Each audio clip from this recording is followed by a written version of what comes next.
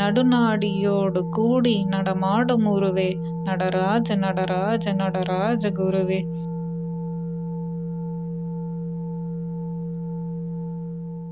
உண்மையான ஆன்மீகங்கிறது என்னன்னா பூசார் விஷயத்தை வாங்கி உள்ள வச்சுக்கிறது கிடையாது. உண்மையான ஆன்மீகங்கிறது என்னன்னா ஏற்கனவே நீங்க வச்சிருக்க ஒன்னொன்றையா இழக்கிறது தான். இதை உங்களுக்கு யாரும் சொல்ல மாட்டாங்க டைரக்டா. இதை சொன்னீங்கன்னா நீங்க யாரும் எந்த குரு கிட்டையும் நீங்க போக மாட்டீங்க. ஓகேங்களா? இதுதான் உண்மை. ஏன்னா நம்ம இன்னைக்கு உலகத்துல எதையும் இழக்கிறதுக்கு நம்ம தயாராக இல்லை. ஒரு சின்ன பொருளை கூட நம்ம இழக்க தயாராக இல்லை இப்ப நம்ம இருக்க நிலையில. அப்படி இருக்கும்பொழுது உங்களோட பெஸ்ட் அந்த நான் அப்படிங்கிற அகங்காரம் அதை போய் கொடுறா அப்படின்னு சொன்னா யார் எவ்வளவு பேர் கொடுக்க முன் வருவாங்கன்னு நினைக்கிறீங்க? ஸோ டிசைனில் இப்படி இருக்குது. ஓகேங்களா? இதை நான் வெளிப்படுத்துறது எனக்கு எந்த ஒரு தயக்கமும் கிடையாது. ஏன்னா உண்மையில் இப்படி இருக்குது. நான் பார்த்த முட்டை அந்த முட்டை இப்படி தான் இருக்குது. அதை வெளிப்படுத்துறதுக்கு எனக்கு எந்த தயக்கமும் கிடையாது. ஏன்னா அடுத்தவங்க என்ன நினச்சிப்பாங்கிற எனக்கு எந்த பயமும் எனக்கு இந்த இடத்துல கிடையாது. அவங்க என்ன நினச்சிக்கிறாங்கன்னு நினச்சிக்காம போகிறாங்க. அதை பற்றி இயற்கைக்கோ யாருக்கோ எனக்கோ எந்த ஒரு பாதரேஷனும் கிடையாது. ஆனால் ஒரு உண்மையை இப்படிதான் இருக்குங்கிறத நான் பார்த்தது நான் வெளிப்படுத்துறேன். அவ்வளோதான். அது எல்லாரும் எடுத்துக்கணும் அப்படின்னு அவசியம் கிடையாது. இது அவங்கவுங்க இந்த கேள்வி அவங்கவுங்களுக்கும் நம்ம கேட்டுக்கிட்டோம் அப்படின்னா அவங்களுக்கே அந்த விடை தெரியும். ஸோ இதை என்ன பண்ணலாம் அப்படின்னா இதை நான் ஒரு விதமாக இப்போ உங்களுக்கு நான் சொல்லியிருக்கேன். அப்போ இதே ஒரு சின்ன ஒரு கதை மூலியமா நான் வேற விதமாக சிம்பிளாக நான் விளக்க முடியும். எப்படி அப்படின்னு பார்த்தீங்கன்னா ஒரு குரு, ஒரு உண்மையான குரு அப்படின்னா என்ன அர்த்தம், எப்படி இருப்பாங்க அப்படின்னு பார்த்தீங்க அப்படின்னா ஒரு கதை, ஒரு சின்ன ஒரு கதை தான். அந்த கதை ஒரு 2 காரணத்துக்காக நான் சொல்கிறேன். ஃபர்ஸ்ட் அந்த கதையை நான் சொல்லிடுறேன். அப்புறம் அந்த என்ன காரணம், எதுக்காக இந்த கதையை நான் உங்களுக்கு தேர்ந்தெடுத்தேன் சொல்கிறதுக்கு அப்படிங்கிறது நான் பின்னாடி விளக்குறேன் உங்களுக்கு. அந்த கதை என்ன அப்படின்னு பார்த்தீங்கன்னா ஒரு ஊரில் முன்னொரு காலத்தில் ஒரு குரு அப்படின்னு ஒருத்தர் இருந்தார். அவருக்கு பல சீடர்கள் இருந்தாங்க, பல விதமான சீடர்கள் இருந்தாங்க. அதில் என்ன பண்ணாரு அப்படின்னா ஒரு நாள் என்ன பண்ணாருன்னா ஒரு பர்டிகுலர் குறிப்பிட்ட சீடரை மட்டும் தேர்ந்தெடுத்து என்ன பண்ணாரு அப்படின்னா ஓகே இவனுக்கு ஓரளவுக்கு பக்குவம் வந்துருச்சு, இவனை என்ன பண்ணலாம்னா இன்னைக்கு நம்ம தனியாக இனிமேல் என்ன பண்ணலாம், நம்மளுக்கு இவன் துணை பெருசாக தேவைப்படாது, இவ்வளோ மட்டும் அவருக்கு நான் கற்றுக் கொடுத்துருக்காரு அவர். அதை என்ன பண்ணுவான் தனியாக போயிட்டு என்ன பண்ணலாம் ப்ராக்டிஸ் பண்ணலாம் அப்படின்னு சொல்லிட்டு என்ன பண்ணாரு அப்படின்னு பார்த்தீங்கன்னா அந்த சீடரை கூப்பிட்டு அவருக்கு இந்த விஷயத்த சொல்லி அவன் என்ன பண்ணாரு அப்படின்னா அவர் ஆசிரமத்துலேருந்து என்ன பண்ணாருன்னா அவனுக்கு கோமணம்னா உங்களுக்கு என்னன்னு தெரியும் உங்களுக்கு, அந்த கோமணத்தை அவனுக்கு கட்டி என்ன பண்ணாருன்னா வெளியில போயிட்டு நீ தனியாக என்ன பண்ணு நான் கற்றுக் கொடுத்த எல்லாத்தையும் ப்ராக்டிஸ் பண்ணு அப்படின்னு சொல்லிட்டு என்ன பண்ண அனுப்பிச்சு விட்டாரு. ஸோ அந்த காலத்தில் கோமணம் கட்டுறாங்க அப்படி கட்டி அனுப்பிச்சு விட்றாங்க அப்படின்னா அதுக்கு என்ன அர்த்தம் அப்படின்னு பார்த்தீங்கன்னா அந்த கோமணத்துக்கு அர்த்தம் என்ன அப்படின்னு பார்த்தீங்கன்னா ரொம்ப டீப்பாக இல்லை மேலோட்டமாக சொல்கிறோம் உங்களுக்கு. அர்த்தம் என்ன அப்படின்னா அவன் ஒரு பிரம்மச்சரியம் கடைபிடிக்கணும் அப்படிங்கிறது தான் அர்த்தம். அதோட வெளிப்பாடு தான் அந்த கோமணம் உங்களுக்கு, இந்த பிரம்மச்சரியம். ஸோ அவன் லைஃப்ல செலிப்ரேட்டாக இருக்கணும் அப்படின்றது தான் அந்த அர்த்தம். ஸோ அப்படி செலிப்ரேட்டாக இருந்தால் என்ன பண்ண முடியும்னா அவனுக்கு கற்றுக் கொடுத்த அந்த சாதனைகளை சாதனைன்னா இந்த இடத்துல அந்த ப்ராசஸை என்ன பண்ண முடியும் அப்படின்னா டெய்லி ப்ராக்டிஸ் பண்ண முடியும். ப்ராக்டிஸ் பண்ண ஆரம்பிச்சான்னா அவன் என்ன பண்ணுவான்னா அவனுக்குள்ள அவன் போக முடியுங்கிறதா அந்த இடத்துல கான்செப்ட். இப்படி சொல்லி என்ன பண்ண கூப்பிட்டு அவனுக்கு எல்லாம் பண்ணி அனுப்பிச்சு விட்டுட்டாரு. அவனு என்ன பண்ணா சரி குரு அப்படின்னு சொல்லிட்டு குருவை விழுந்து வணங்கி என்ன பண்ணான் அப்படின்னு சொல்லிட்டு என்ன பண்ணணும்னா அவரு காட்டுல அவருக்கு இது காட்டுக்குள்ள இருந்துன்னு வச்சுக்கோங்க. வெளியில என்ன பண்ணான் அப்படின்னா ஒரு யாரும் இல்லாத ஒரு இடத்துல என்ன பண்ணான் அப்படின்னா உட்காந்துக்கிட்டு அவர் சொல்லி கொடுத்த ஒன்றையா ப்ராக்டிஸ் பண்ண ஆரம்பிச்சான். இது இப்படிதான் கொஞ்ச நாளைக்கு நல்லா தான் போயிட்டு இருந்தது. என்ன போயிட்டு இருந்தது அப்படின்னா சொன்னது எல்லாமே குரு சொல்லி கொடுத்த மாதிரி அந்த என்ன பண்ணான் எல்லாத்தையும் ஃபாலோ பண்ணி போயிட்டு இருந்தான். எது மட்டும் இந்த விஷயம் நல்லா போயிட்டு இருந்தது அப்படின்னு பாத்தீங்கன்னா ஒரு நாள் என்ன பண்ணான் அப்படின்னா அவன் கோமணம் ரொம்ப அழுக்காயிடுச்சு அப்படின்னு சொல்லிட்டு என்ன பண்ணான் அப்படின்னா ஐயோ ரொம்ப அழுக்கா இருக்கு, இதை நம்ம இப்படியே கட்டிக்கிட்டு இருந்தா நல்லா இல்லையே அப்படின்னு சொல்லிட்டு என்ன பண்ணா அவனுக்கு ஒரு எண்ணம் வந்தது. அந்த எண்ணம் வந்தோன்னு என்ன பண்ணான் அப்படின்னு பாத்தீங்க அப்படின்னா அந்த கோமணத்தை என்ன பண்ணானா அவுத்துட்டு பக்கத்துல இருக்க ஓடையில என்ன பண்ணான்னா அதை அலசி போட்டுட்டு கொஞ்சம் காய போட்டான், வெயில்ல காய போட்டான். காய போட்டான்னு என்ன ஆச்சுன்னு பாத்தீங்கன்னா எங்கேருந்தோ என்ன ஆச்சு அப்படின்னா ஒரு குட்டி சுண்டலி மாதிரி ஒன்று என்ன பண்ணிச்சு அப்படின்னா கோமணத்தோட ஒரு பகுதியை கொஞ்சம் கடிச்சிருச்சு. அது இவன் கொண்டாரம் பார்த்து பார்த்துட்டு என்ன பண்ணான் ஐயோ கோமணம் முழுசா நம்ம போட்டோம் இப்போ பார்த்தா கொஞ்சம் காணாமல் போயிடுச்சு அப்படின்னு சொல்லிட்டு என்ன பண்ணான்னா பார்த்தோன்னா அது யாரோ கடிச்சாம இருக்குன்னு பார்த்து அது எலியும் புரிஞ்சுக்கிட்டோம் ஆஹா எலி தொல்லை இருக்கு அப்படின்னு சொல்லிட்டு என்ன பண்ணான்னா எலியை விரட்டணும், நம்ம எலியை விரட்டாம என்ன பண்ண முடியாது, நம்ம கோமணம் காப்பாற்ற முடியாது அப்படின்னு சொல்லிட்டு என்ன பண்ணான்னா டெய்லி திருப்பியும் என்ன பண்ணணும் நம்ம திருப்பியும் தோச்சு போட்டால் திருப்பி கடிக்கும் அப்படின்னு சொல்லிட்டு என்ன பண்ணான் அப்படின்னா எலியை விரட்டுறது எப்படி அப்படின்னு யோசனை என்ன ஆச்சு அப்படின்னா ஓகே எலிக்கு பகை பூனை, அப்போ பூனையை வளர்த்தா எலியை பிடிச்சிரும், அதை பிடிச்சிட்டா நம்ம என்ன பண்ணலாம்னா நம்மளுக்கு கோமணம் தப்பிச்சிரும் அப்படின்னு சொல்லிட்டு என்ன பண்ணான் அப்படின்னா ஒரு பூனையை தேடி பிடிச்சி என்ன பண்ணான்னா பக்கத்துல வச்சுட்டு அதை ட்ரைன் பண்ணி அதை எலியை விரட்டுறதுக்காக பூனையை வளர்க்க ஆரம்பிச்சான். ஸோ அதுவும் என்ன பண்ணுது எலி வருதான்னு வெயிட் பண்ணி பார்த்துக்கிட்டு இருக்குது. இப்படியே சில நாட்கள் போச்சு. அப்போ பூனை டெய்லி அதுக்கு சோறு போடணும். பூனைக்கு பெரும்பாலும் சோறுங்கிறது அந்த இடத்துல உணவுங்கிறது என்ன பால். அப்போ பால் தேவைப்படுது. இவனோ தனியாக வனாந்தரத்தில் இருக்கான். அப்போ என்ன பண்ணுறான்னா பூனைக்கு பால் வேணும்னு சொல்லிட்டு என்ன பண்ணுறான் அப்படின்னு பார்த்தீங்கன்னா அது திருப்பி ஊருக்குள்ளே போயிட்டு என்ன பண்ணுறான் அப்படின்னா அந்த பாலுக்கு ஏற்பாடு பண்ணுறான். அந்த பால் ஏற்பாடு பண்ணாதான் பூனை உணவாக இருந்தால் தான் உணவு வந்தால் தான் அது எலி ஒரு எலியோ பல எலிகளோ வராமல் என்ன பண்ணணும் காப்பாற்றும். அப்போ எலி வராமல் இருந்தால் தான் அவன் கோமணம் தப்பிக்கும். கோமணம் கரெக்டாக இருந்தால் தான் என்ன பண்ண முடியும் அவன் ப்ராக்டிஸை ஃபாலோ பண்ணி இறை அடைய முடியும். இப்படி தான் ஒன்றுக்குள்ளே ஒன்று பிணைஞ்சிருக்குது. ஸோ நெக்ஸ்ட் என்ன பண்ணுறான்னா அவன் பால் அரேஞ்ச் பண்ணி ஒரு பசு மாட்டை ரெடி பண்ணி என்ன பண்ணுறாங்க வச்சுக்கிறான். வச்சுட்டு என்ன பண்ணுறான்னா அது பால் கறக்குது. ஓகே, பசு மாட்டுக்கு பால் கறக்கணும் அப்படின்னா என்ன பண்ணணும்? அந்த மாட்டுக்கு தீனி போடணும். ஓகேவா? மாட்டுக்கு தீனி போடுறது மட்டும் இல்லாமல் அந்த மாட்டை பார்த்துக்கணும். ஏன்னா இவன் உட்காந்து தியானம் பண்ண போயிட்டான்னா அந்த மாட்டை யார் பார்த்துப்பா? ஓகேங்களா? அப்போ என்ன பண்ணுறான் அப்படின்னா அதை பார்த்துக்கிறதுக்கு ஒரு வேலையாள் வந்து தேவைப்படுது. ஸோ அப்புறம் என்ன பண்ணால் அதையும் கொஞ்சம் அரேஞ்ச் பண்ணுறான். அதுவும் அரேஞ்ச் பண்ணுறான். அந்த வேலையாள் வந்து என்ன பண்ணுறான் அப்படின்னா வந்து எல்லாம் இந்த மாட்டை தேவையானது எல்லாமே வந்து அவர் வந்து பார்த்துக்கிறாரு. அப்போ அவருக்கு கூலி அப்படின்னு ஒன்று கொடுக்கணும். அப்போ என்ன பண்ணுறான்? கூலி கொடுக்கணும். அப்போ அவர் கூலி கொடுத்தா தான் அவர் இருப்பார். அப்போ கூலி கொடுக்கணும்னா என்ன வேணும் அப்படின்னா வந்து அவருக்கு எங்கே கூலி வைப்பான்? இவங்ககிட்ட காசு எதுவும் கிடையாது. அப்போ என்ன பண்ணுறான் அப்படின்னா ஒரு ஊருக்குள்ளே போய் பேசி என்ன பண்ணுறான்னா அங்கே இருக்க நிலம் லேண்டை வந்து எடுத்து என்ன பண்ணுறான் அப்படின்னா குத்தகை மாதிரி எடுத்து என்ன பண்ணுறான்? பேசி குத்தகை மாதிரி எடுத்து என்ன பண்ணுறான்னா விவசாயம் பார்க்கறதுக்கு விவசாயம் பார்த்து அதில் வர கூலி அதில் வர பணத்தை வச்சு இவருக்கு கூலி கொடுத்து அது மூலியமாக மாட்டை பராமரித்து அது மூலியமாக வந்து பூனையை பார்த்து பூனையிலேருந்து எலியை பிடிச்சி எலியிருந்து கோமணத்தை காப்பாற்றலாம் அப்படின்னு அவன் போகிறான். ஸோ அதே மாதிரி என்ன ஆகுதுன்னா அவனுக்கு வந்து நிலம் கிடைக்குது. அந்த நிலத்தை வச்சு என்ன பண்ணுறான்னா விவசாயம் பண்ணணும். இவன் போய் விவசாயம் பண்ண முடியாது. ஏன்னா இவன் வந்து குடும்பத்தில் இல்லை, இவன் வந்து சன்னியாசி. அப்போ என்ன பண்ணுறான் அப்படின்னா அதுக்கு சில ஆட்களை நியமிக்கிற வேண்டியதாக இருக்குது. அப்படி நியமித்து அந்த விவசாயம் பண்ணுறதுக்கு தேவையான விஷயங்கள் இருக்குது. அப்போ அதெல்லாம் பண்ணணும்னா அதுக்கு என்ன வேணும்? அப்போ இவன் பக்கத்தில் இருந்தால் தான் எல்லாம் பண்ண முடியும். இவன் காட்டில் போய் உட்காந்துன்னு அவன் வந்து வேற இடத்துல லேண்டை வச்சுருந்தா அது என்ன ஆகும்? அது வந்து சரி வராது. அப்போ என்ன பண்ணுறான்னா அந்த காட்டை விட்டு என்ன பண்ணுறான்னா அந்த நிலத்து பக்கத்துலேயே வந்து வளர வேண்டியதாக இருக்குது. அப்போ நிலத்து பக்கம் வந்தால் என்ன தேவைன்னா அவனுக்கு ஒரு வீடு, அதை அங்கேயே இருந்து எல்லாம் நடக்கிறதுலாம் மேற்பார்வையிடணும் அப்படின்னா என்ன பண்ணணும்? ஒரு வீடுன்னு ஒன்று தேவைப்படுது. வீடும் அவனுக்கு வருது. அப்போ வீடை பராமரிக்கணும். வீடை யார் பராமரிப்பா அப்படின்னு பார்த்தீங்கன்னா பொதுவாக வந்து பெண்கள் தான் பராமரிக்க முடியும். ஆண்கள் வந்து பெருசாக வந்து ஒழுங்காக பராமரிக்க மாட்டாங்க. காலங்காலமாக அப்படி தான் கட்டமைக்கப்பட்டிருக்கு. அவனால் பராமரிக்க முடியாது என்ன பண்ணுறான் அப்படின்னா வந்து அவனுக்கு ஒரு பெண் தேவைப்படுது. அவனுக்கு அதே மாதிரி வந்து ஒரு பெண்ணை வந்து கல்யாணம் பண்ணிக்கிறான். ஓகேங்களா? இப்படி வந்து போயிட்டு இருக்குது. ஒரு நாள் என்ன ஆச்சுன்னா அந்த அந்த குருவை மறந்துடக்கூடாது. அவர் என்ன பண்ணாருன்னா எல்லா வித்தையும் அவருக்கு தெரிஞ்ச முக்கியமான வித்தைகள்லாம் கற்றுக் கொடுத்துட்டு அவனை தனியாக போய் இவ்வளோ வருஷங்கள் ப்ராக்டிஸ் பண்ணு, நான் வந்து அவன் எப்படி முன்னேறி இருக்கான், எந்த அளவுக்கு அவன் வந்து அவனோட ப்ராக்டிஸில் முன்னேறி இருக்கான் அப்படின்னு பார்க்கலாம்னு சொல்லிட்டு என்ன பண்ணுறாருன்னா கொஞ்சம் சில காலங்கள் கழித்து என்ன பண்ணுறாருன்னா அவர் வராது பக்கம். அவர் என்ன நினைவில் வராரு அப்படின்னா பையன் வந்து நல்லா தாடியெல்லாம் விட்டுக்கிட்டு சடா முடியோட இருப்பான், சுற்றி வந்து புற்று மாதிரிலாம் கட்டியிருக்கும் அப்படின்னு ஒரு எண்ணத்தில் வந்து அவர் வராரு. அவர் வந்து பார்த்து செம்ம ஷாக் ஆகிட்டாரு. அவர் ஒரு காட்டை எதிர்பார்த்துட்டு வர்றாரு. அங்கே பார்த்தீங்கன்னா வந்து ஒரு பெரிய வீடு ஒன்று இருக்குது. பார்த்தீங்கன்னா ஒரு பெரிய தோட்டம் இருக்குது, ஒரே வயல்வெளி அப்படி இருக்குது. பார்த்தீங்கன்னா எல்லாம் காம்பவுண்ட்லாம் போட்டு என்ன பண்ணால் வெளில வந்து ஒரு காவல்காரன் கொண்டு உட்காந்துருக்கான். இவருக்கு ஒன்றுமே புரியல, பயங்கர ஷாக் ஆகிட்டார். இவருக்கு ஷாக் ஆகிட்டு வந்து காவல்காரனை வந்து கேட்குறாரு. என்ன கேட்குறாரு அப்படின்னா அந்த பையனோட பேர், அந்த சிஷ்யனோட பேரை சொல்லி வந்து என்ன கேட்குறாருன்னா அவன் எங்கே அப்படின்னு கேட்குறாரு.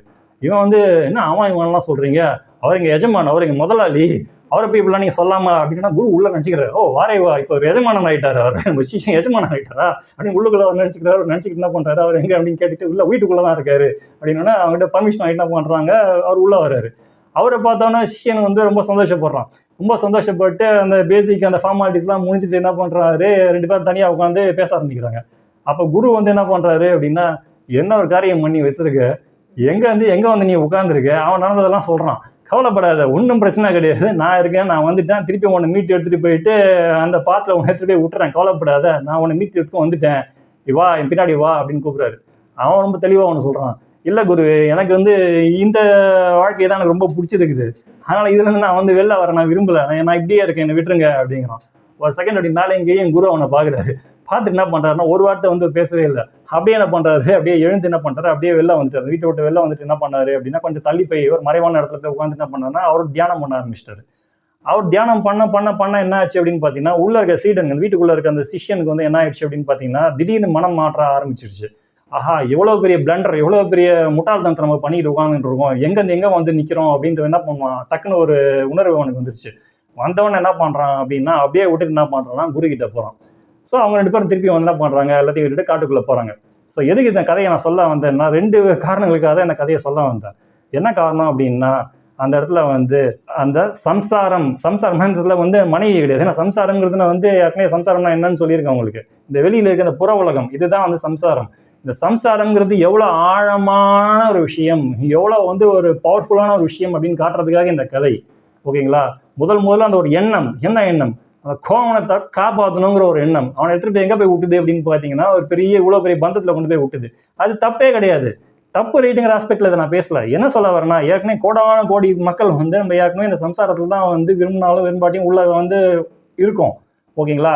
அப்படி இருக்கும்போது அதில் வந்து ரொம்ப சில பேர் தான் வந்து வெளியில் வந்து என்ன பண்ணுறோம் அப்படின்னா இந்த கேள்விகள்லாம் உந்தப்பட்டு அந்த தேடல் அப்படின்னு ஒரு விஷயம் வந்து ரொம்ப சில பேர் தான் வெளியில் உண்மையாகவே வரும். ஆனால் வெளியில் வந்தாலும் ஒரே ஒரு எண்ணம், ஒரே ஒரு தாட்டு போடும் திருப்பி அந்த பழைய சொருகிறதுக்கு. டிசைனில் வந்து இப்படி இருக்குது. இது வந்து ஒரு மாயையின் விளையாட்டு. அந்த மாயையோட பவர் காட்டுறதுக்கு தான் வந்து இந்த ஸ்டோரி ஃபர்ஸ்ட் நான் உங்களுக்கு சொன்னேன். ஸோ மாயை வந்து இப்படி இருக்குது.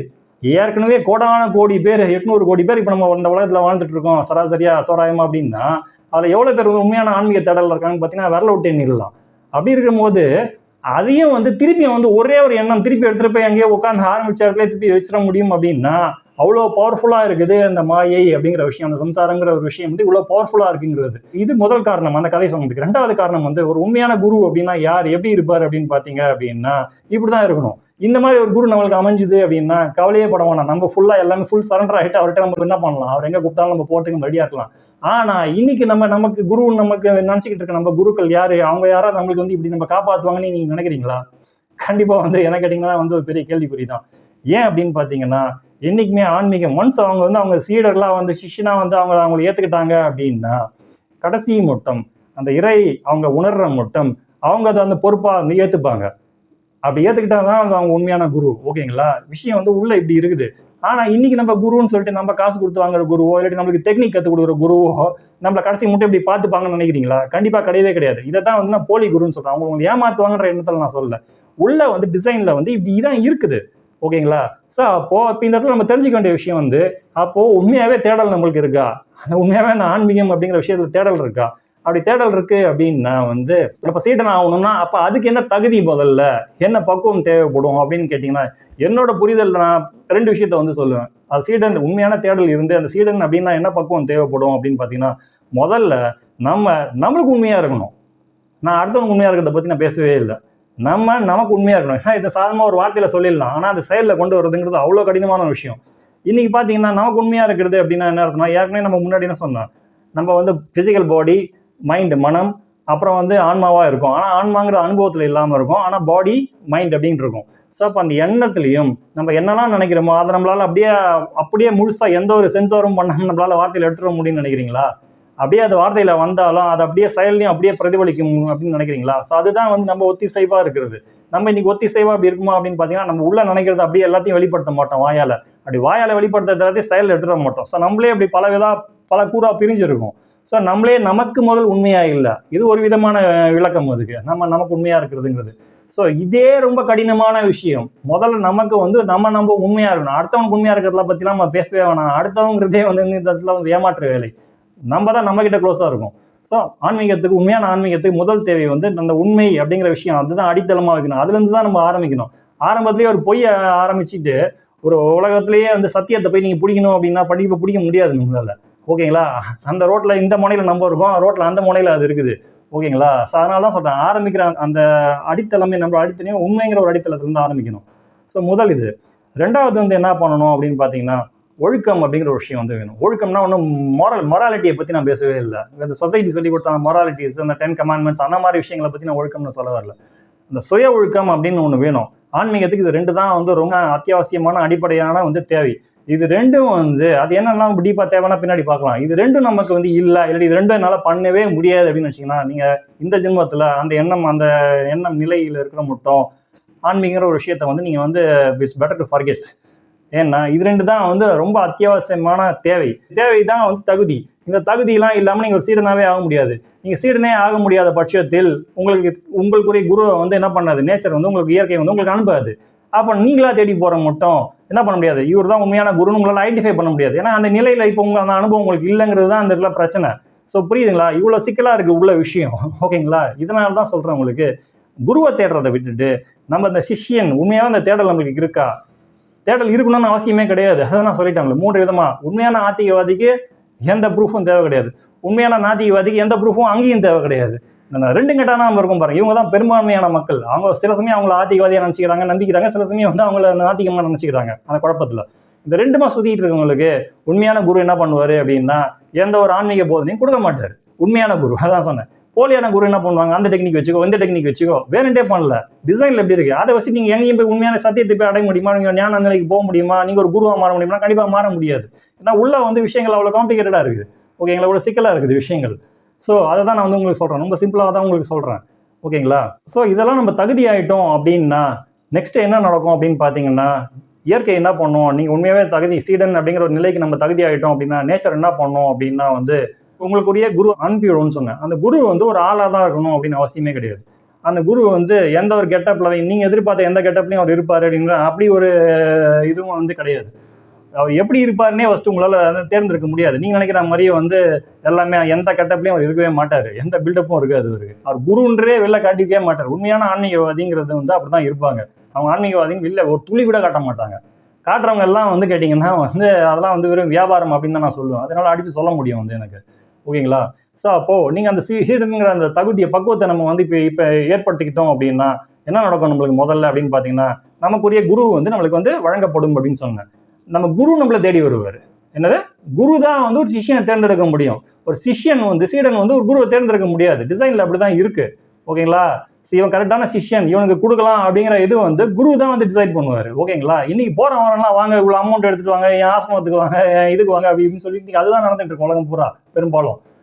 இதனால அவங்களுக்கும் பிரயோஜனம் கிடையாது, இவங்களுக்கும் பிரயோஜனம் கிடையாது. பொழுது வேணா போக்கிக்கலாம். இதான் சொன்னேன், இது மனம்ங்கிற ஒரு விளையாட்டு. இது மனம்ங்கிற விளையாட்டு தான் கூட்டத்துல கும்பல்ல இருக்கும். உண்மையான ஆன்மீகம் என்பது தனி. எப்பவுமே ஆன்மா தனியா தான் இருக்கும் உங்களுக்கு. ஓகேங்களா? இறைங்கிறது எப்பவுமே தனியா தான் இருக்கும். மனம் தான் எப்பவுமே கூட்டத்தோட இருக்கும். ஏன்னா பயம், அந்த பயம் தான் கூட்டத்துக்கே காரணம். ஓகேங்களா? உள்ள ஆன்மாக்கு எந்த பயமும் கிடையாது. அதனால அது எப்பவுமே தனியா தான் இருக்கும். உங்களுக்கு கூட்டம் இருந்தாலும் அதுக்கு பிரச்சனை இல்லை, கூட்டம் இல்லாட்டியும் பிரச்சனை இல்லை. மனம் அப்படிங்கிற விஷயம் வந்து தனியா இருக்க முடியாது. அதுக்கு எப்பவுமே பயம். பயம் அதுக்குள்ள இன்னொரு நாள் போலாம் நம்ம. ஸோ அப்போ நான் என்ன சொன்னேன் அப்படின்னா, நம்ம தகுதியை வளர்த்துக்கிட்டோம் அப்படின்னா என்ன எப்படி நடக்கும், நெக்ஸ்ட் என்ன நடக்கும் அப்படின்னு பார்த்தீங்கன்னா, ஒரு குரு தேடி வருவாருன்னு சொன்னேன். அது என்ன மாதிரி குரு, எப்படி தேடி வருவார் அப்படின்னு பார்த்தீங்க அப்படின்னா,